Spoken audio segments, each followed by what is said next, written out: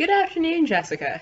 It's Miss Cunningham, and I'm in my room, so this is why I look semi-casual, and you can see the nifty Chicago poster in the background. So you know to what inanimate object to which I speak when I feel that something needs to understand my point of view and position in the world. I hope you're doing well and that you're having a super stellar, spectacular, and splendid Sunday, and that work went as well as possible. I kind of explained in the email that I just sent to you that the purpose of this video is kind of just to provide an overview of all the college information that I've been able to communicate to other students and to delineate some deadlines and some priority areas on which you should be focusing and kind of that whole spiel. So if I'm looking down, it's because I'm looking at my cell phone, which has all the bullets that I included in the original college chat email, and I honestly don't remember all of my bullets. So I have to look at it for reference so that I extend to you the same super awesome information. So I'm not going to try and make this supremely long because I don't know, I feel like the quality of this video is kind of fuzzy, but I'm hoping that you find this helpful. So usually in the conversation, the first step with which I start is the student's finalized college list. And I ask the student to organize them according to reach, match, and safety schools. So if you could send me your finalized college list by Friday, August 14th, that would be supremely helpful. And this list should be near final. Like 95% final. Like maybe you're going to add one more, or maybe you're going to take away some, but considering your reaches, your matches, and your safeties, you should have around a total of 9 schools. I applied to 15. You don't have to apply to 15. 9, 10, 11, 12 even might be a good idea, but having that finalized list allows us to plan purposefully for which schools have supplements, what are the deadlines for those schools, just so you have yourself organized. You can put them in an Excel sheet, you could type them up in an email, it's really up to you. But having the schools outlined by reach, match, and safety would be particularly helpful for you and for me. So I start with asking the student what is that finalized list so that we're not figuring out where we're applying mid-September, because that's just an unnecessary use of time. So then I would normally ask, after we review the finalized college list and make sure that we're good with those, if you have any areas of concern about the process, whether it's overwhelming or just general anxieties, like, oh my gosh, I'm applying to college, all those things. So if you do have any of those areas of concern related to the process in any way, shape, or form, please include that in the email when you send me your finalized list of schools. And this would be one of those times when I would say you would have your nifty blue or black pen and a nifty writing sheet in which you would be writing things down, like to-do items for you and things that I will send to you, if you had any areas of concern, to send them to me. So from the finalized college list and the areas of concern, I go immediately into the personal statement, in which you hopefully would have brainstormed 3 different topics. So without knowing what your potential 3 topics could be, I can't necessarily say, well, this idea sounds super basic, or this idea can be morphed into something else. But what I can say is, when you are thinking about the personal statement, please be mindful of the fact that you need to tell a story that highlights 3 to 4 things that you would want an admissions officer to glean about you, an experience that demonstrates your growth, an experience that is compelling and captivating. That the personal statement is not like an analytic essay in which you are writing a really technical paper about some grandiose idea. The personal statement is really a narrative. You can use first person. It's really a story about you. And oftentimes students get stuck on a few, or hit a few snags in which they're trying to sound so exceptional that they sound exceptionally ordinary. That they're trying to be super haphazard in what they discuss that has nothing to do with them as a person, but has to do with all of the list of accomplishments that they have. They have your resume. They know that you're a stellar student. They want to know about you as a person. And as I've mentioned to you, what I wrote about being Catholic in a predominantly Jewish area. The reason I've really loved that essay, always, still, is it offered a unique perspective on what is normally just talking about being Catholic in America, or what does confirmation mean, or First Communion, or Catholic identity, or something. But I discuss all of the intellectually curious things I did within Judaism. I would go to my friend's bar and bat mitzvahs, I would go to high holiday services, I would go to Purim, these different Jewish holidays, I would go to Seders and Hanukkah services, all these things that I found fascinating. I wasn't Jewish, but I still find them fascinating. I found that people were always so inclusive and tolerant and open-minded and really warm and inviting. So I demonstrated a lot of intellectual curiosity, a lot of empathy, a lot of tolerance, a lot of seeking to understand, which are all the qualities that I wanted an admissions officer to know about me. Another really good topic that I've heard is what Miss Hindle wrote about, which is her love of circles. She did track, which is circular. She loves math, which has circles in it. She loves blueberries, which are round. And she has curly hair, which also tied into the whole circle metaphor. Now, metaphors shouldn't be forced. The circle metaphor really worked for Miss Hindle because she was able to interconnect lots of different facets of her identity and mention something super salient and unique about her. But you don't want to conjure a metaphor out of the stratosphere if it does not work. It will sound contrite, it will sound tried, it's going to sound inauthentic. So if there is sort of a connecting metaphor that you've seen in different facets of your life, then that's a great mechanism by which you can write your essay. So something that I would ask you to write down right now, write down right now, it's kind of funny actually, is what Ms. Cunningham will send to Jessica. And what I'll send to you are I think it's 5, but maybe more personal statement samples from my friends. Perry's is in there, Caitlin's is in there. Admittedly, those are for law school, but still the same idea. The personal statement that I wrote at the end of my senior year of college is in there. I still have to find my original one from high school. And a few others that I've collected from really super awesome and successful people, just so you can start to see a model for how you can start framing your own personal statement. Remember that the goal and the aim and the thinking that you should always employ is if, and you should asterisk this, if your admissions counselor were reviewing your application at 4:45 p.m. on the Friday before Thanksgiving, you can imagine that what that admissions officer wants to do is get home, fly through your application, and immediately, instantaneously make a decision. If you think about it, over 31,000 people applied to Chapel Hill last year. I would hate to be the admissions officer who on a daily basis has to read at least 100 of those applications. So it's understandable why they are rushing out the door frequently. But we are going to give them a reason to sit and want to read through your statement and really glean who you are as a person, who is marvelous and remarkable. So there are going to be, throughout this process, soft and hard deadlines. A soft deadline will be that we want a rough draft by the start of school of your personal statement so that we can review it. A hard deadline is going to be that your personal statement needs to be finalized and finished by the end of September. The reason for that is that a lot of you are applying to Chapel Hill, and the early action deadline is October 15th. We're almost mandating that you will apply by the 15th. It behooves you. It makes sense. You'll get an application out of the way. You get all of your materials prepared. It makes good sense. So you need to have the personal statement finalized and ready to go by the end of September. That's a hard deadline.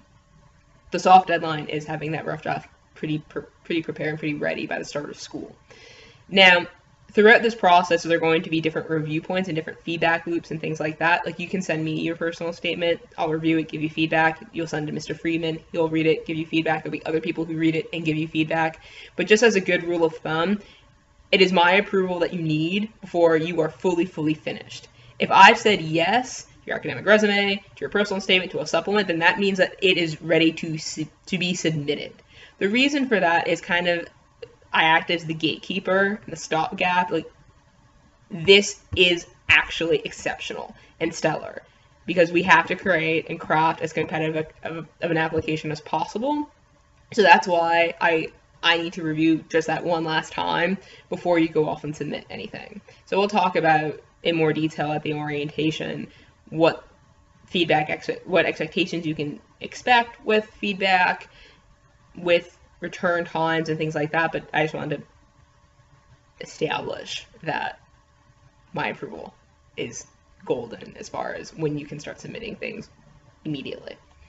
So that's kind of the idea of the personal statement. I'll send you those samples. It'd be really helpful if in the email that you send me Friday or later that you've kind of thought about what are potential topics that you want to discuss so that we ensure that it's something compelling and unique to you.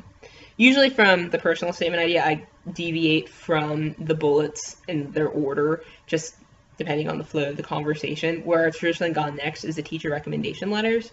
I believe you have solidified your letters. It's really important that you have those at the ready and that you know exactly who's recommending you and for what purpose. For instance, I had 3 teachers and an outside person write my letters of recommendation, but I didn't send 4 letters to all schools. That's overkill. 3 max. Most schools require 2. Some might require 1, but I always sent 3. 3 is okay. Any more than 3, and no one, it's weird why you're sending 5 letters of recommendation. And how I did that was I chose my AP English teacher, Miss Dan Meyer. I did well in her class. It was really challenging. We had a really good relationship. I chose Mr. Sunshine, who was my 9th grade US history teacher, my 11th grade AP world teacher, and he was my debate coach. And I also chose Senora Doreen, who taught me in Spanish for honors, and she was my AP Spanish lit teacher. All of whom could say different things about me. Now, I didn't use all of them for all of my schools. For instance, Miss Dan Meyer's letter, I did send her letter to all of my schools. But for Mr. Sunshine and Senora Doreen, I split them. So for the schools that I really wanted to attend, I sent Mr. Sunshine's letters there. And then for the other schools, I sent in Senora Doreen's letter. That made a lot of sense to me at the time. I really wanted to be strategic about which schools are receiving which letters, because you really, really want to make sure that whomever is writing your letter of recommendation is an exceptional writer and can say something stellar about your character. Think of the teacher recommendation letter as a boost. It's not necessarily going to be the reason that you get rejected from anywhere, but if they're on the fence about you, that's when the teacher recommendation letter becomes really, really pivotal, and they can boost you over the top if it's an exceptional letter. So you really, really want strong writers and people who can say remarkable and astounding things about you, as they should. Another thing to consider is if you want someone who's not a teacher. If there's someone else out in the world, a supervisor, a pastor, a community service coordinator who you think also knows you really well, that it also could potentially be a really strong letter. You want to imagine that the letters are going to say something different about you, because if you have 3 teachers who say all the same thing, then it's not adding any depth to you as a person. Which is why I kind of always liked coupling a science teacher with an English teacher, a math teacher, a social studies teacher to show different facets of you as a person. Now, it's not totally necessary, like Mr. Sunshine and Miss Dan Meyer were humanities teachers, and that was fine, but just something to think about. Now, counselors are required, essentially, to submit a letter of recommendation on your behalf.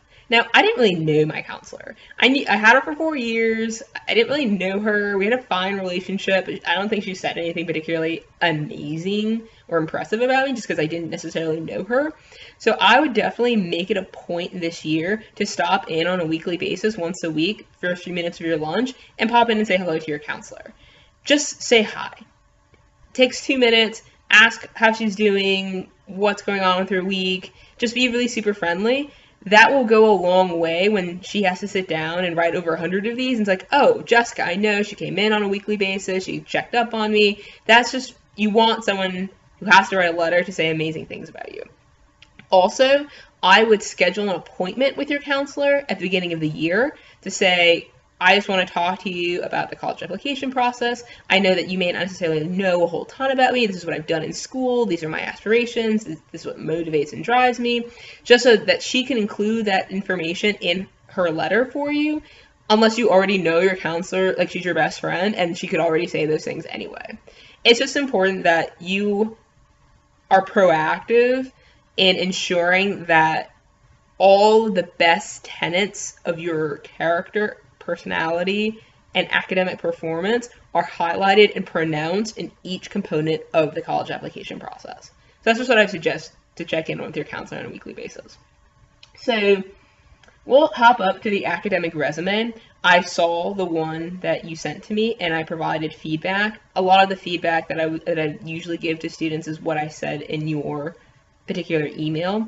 I would love to see your most recently created, your most updated version of your academic resume to provide additional feedback and see if it's ready to be shown to another person, with your permission always. I'm not going to send your stuff if you don't give me permission to do so, but someone else can review and offer some insight so that by the time that school starts, or second week in September, that academic resume is really tight, organized, awesome, and ready to go.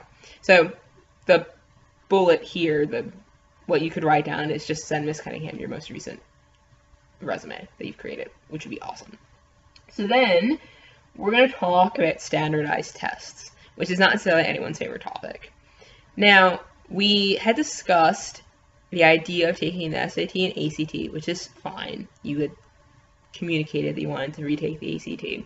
Here's what I'm going to suggest as far as a study schedule, because nothing is going to change about your score if you do more of the same. It's kind of like what Einstein said about doing the insanity's definition of doing the same thing over and over again, expecting different results. So the idea is to dedicate meaningful time to studying for one of these tests. Now, the SAT is an aptitude test, standard aptitude test. I think that's for what the SAT stands. Meaning that unlike the ACT, it doesn't necessarily assess the information that you should have learned over a lifetime. It's about how well you can take that test. So the good news about that is if you study, you can study for it, and you can actually see dramatic improvement in your score because you can actually study for the SAT. The ACT is different. So I would highly suggest, if you're going to pick both tests for which to prepare, then prepare meaningfully for both, or pick one and really, really diligently study and prepare for it. Something that I'm going to suggest as far as a timeline, my initial advice would have been to take the test date offered in September. I am amending that advice because of a meeting that I had with Ms. Kennedy and a sales representative from Mastery Prep. Mastery Prep is a test prep company similar to Kaplan and Princeton Review, but Mastery Prep is much, much more successful and a lot better. Their materials are better, in my personal opinion. And we're organizing what they call an ACT boot camp, which is a one-day, 6-hour session in which an instructor from Mastery Prep comes and speaks to students about strategies and techniques to use on the ACT. The ideal time for that boot camp to occur is about 2 to 4 weeks before test date. The October ACT is being offered October 24th.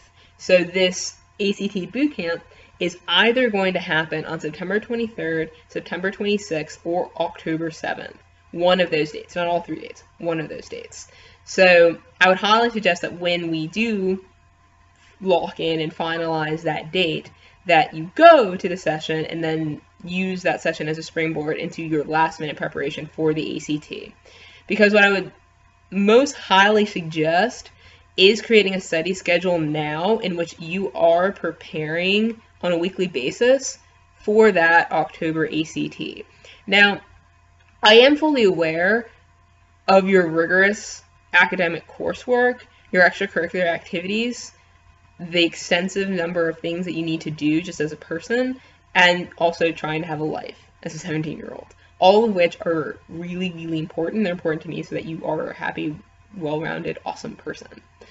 I do think that in order to see significant improvement in your ACT score, then creating a study schedule by which you can adhere and execute will behoove you in your application package, because the higher that you score, then the likelihood of acceptance into whatever institution will increase as well, especially since your GPA is freaking fantastic, which is awesome. You have earned that, and I applaud you.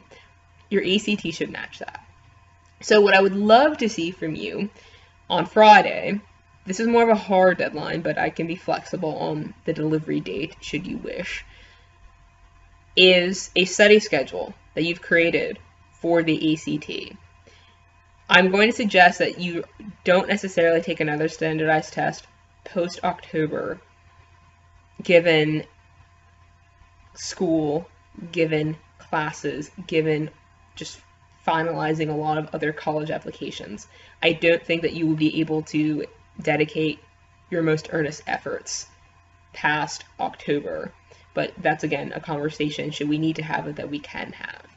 I would highly, highly suggest choosing one of these exams and spending the adequate, necessary time needed to prepare for those tests, so that you don't regret not having done so, and then the results not necessarily being what you hoped. That's kind of my advice as far as standardized tests go. Then we're gonna hop up to the scholarship schedule. In my original email, I had asked for you to choose 5 of your most highly sought scholarships. So without knowing what they are, then it's a little bit difficult. Although the one I hope that you will dedicate some time is the QuestBridge application, which is due September 28th. It's super soon.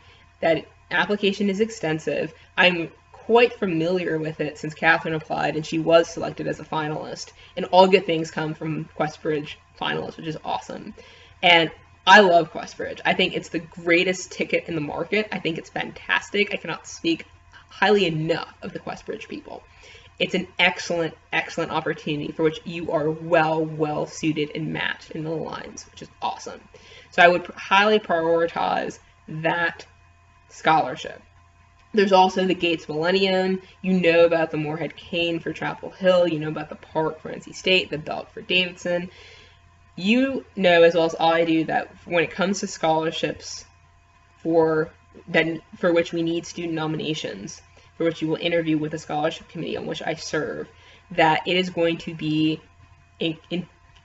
intricately and awesomely and insanely competitive. Your class is a highly competitive class, which in past years it has not been. So this is exciting. It's also really challenging because we are only allowed to nominate 2 students, I believe maximum, for a lot of these scholarships at Chapel Hill and NC State and Davidson. So when you do come in for an interview, it has to be the stellar, spectacular interview you've given, because it's going to be a competitive, rigorous process. So it's important, it's of paramount importance to prioritize scholarships, to know which one, to know the big 5 to which you will apply, and all the other little ones that are like $1,000, $2,000 that pop up all the time, that you can prepare materials and always be applying. That's on around the clock until school is fully funded. The whole aim in that is for you not to have to pay extensive amounts of money or take out loans to go to school. You have worked exceptionally hard, diligently, consistently, arduously. So to pay homage to that consistency of excellence, we're going to find a way to pay for school. So just as we prioritize all of the different components of the college application process, we prioritize scholarships. It's kind of a full-time job. So know when the deadlines are, know which letters need letters of recommendation from teachers, know who those people are going to be, know what essays you need to prepare. All these things are of significant importance. Just as another note, never worry whether you are overexhausting a reference. For instance, if you have to ask me for 10 letters of recommendation, I will write you 50 letters of recommendation. I am so proud of you, and I so want to be a resource and a support for you throughout this process. So you're never bothering me, you're never overextending your welcome or whatever. Like, none of these should be a concern. Ask, and you shall receive, quite literally in this case. Then the other bullets I have here are playtime, outstanding questions, organization system, and senior class courses. Kind of going to fuse all of these together. Organization systems. You had mentioned before a little wariness of the school year starting, since last year was really difficult. It's not necessarily going to be fuzzier in the fall, and Mr. Freeman and I are going to be really candid about that. It is difficult. It is going to be time consuming. One is going to have to make sacrifices, whether it's sleep, playtime, anything. No matter how proactive one is, there's always going to be something that slips. And that's okay. We're here to catch those falls and encourage you to get back up. As my favorite Japanese proverb is, fall 7 times, get up 8. It is the effort and the persistence through this process that will make you successful. But it takes an exhaustive amount of time. So it is going to be of even more integral importance for you to have an organization system that works for you. You know about mine, you know about the uncalendar. I hope you use yours, and it will be restored once mine runs out, because I think I got them around the same time. So when I get a new one, you'll get a new one. And you know about my standing date with myself, that every Saturday I hop over to an adult establishment and enjoy an adult beverage as I plan out my week. I spend an hour or two, depending on the week, doing that. I have even gotten more insane about my organization system because I know how crazed the fall this year is going to be. So I have a lot of systems in place that I can trigger at any particular moment to ensure that the highest quality work is produced and that I'm available as people need things. So whatever organization system works for you, looking ahead at when the deadlines are for schools, for scholarships, for your class projects or essays or tests is going to be supremely important as you remain on top of everything. This will be better than junior year because this is not your first time at the rodeo. So if you know that you have a lot of essays due at a particular time, ask yourself, is this going to prevent me from crafting or preparing a really meaningful part of college, because there's or part of the college application, because a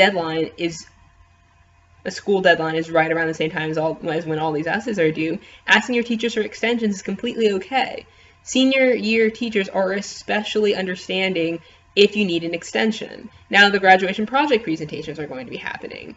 Those, you know that you need to do that in order to graduate. Your presentation is going to be awesome. You're a really compelling, captivating speaker. So yeah, dedicate the time to create a good product, but you don't have to bend over backwards to reinvent the wheel. Your graduation project presentation will be exceptional.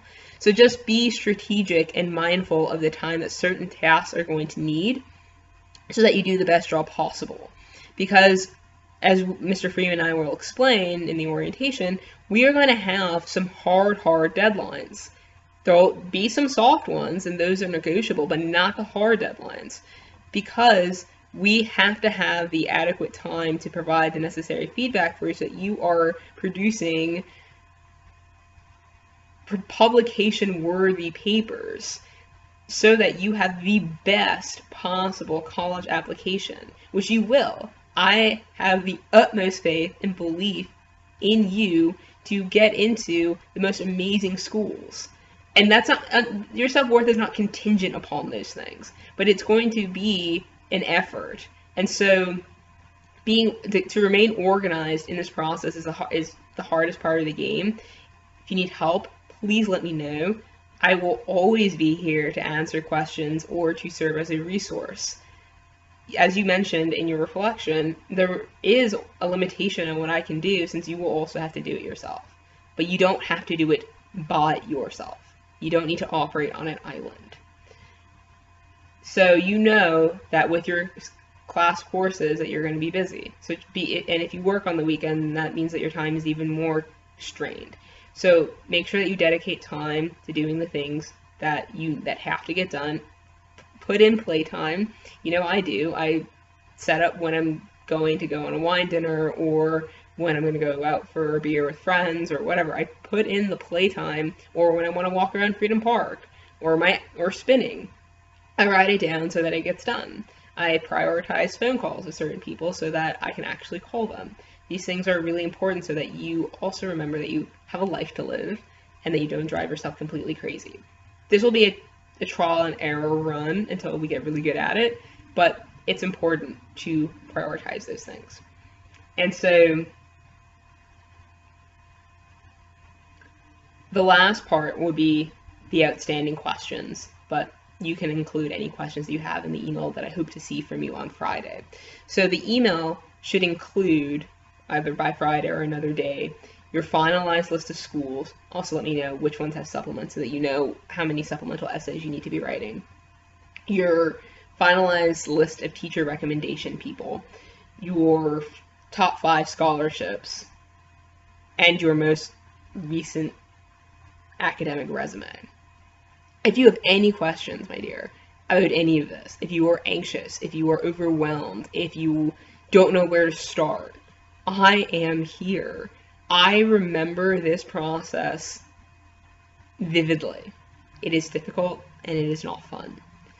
But you have the benefit of having the most amazing transcript because you've earned it. You've worked really hard. And that hard work is not going to get squandered now that we are at the last leg of the race. You have an amazing support network. Mr. Freeman and I will be here. I will send nifty reminders. You don't have to do this process by yourself. And I know it's overwhelming, like, oh my gosh, what if I don't get into college? You will get into college, and it will be a spectacular college because we are going to be strategic and purposeful in all that we do. So this process will work out in a way that it is meant. It will work out in the best way possible, and you don't have to do it alone. Just please remember that. So let me know if anything is unclear or ambiguous, and I'll be happy to answer any questions that you have. Have a great evening, my dear, and I hope all is well. See you.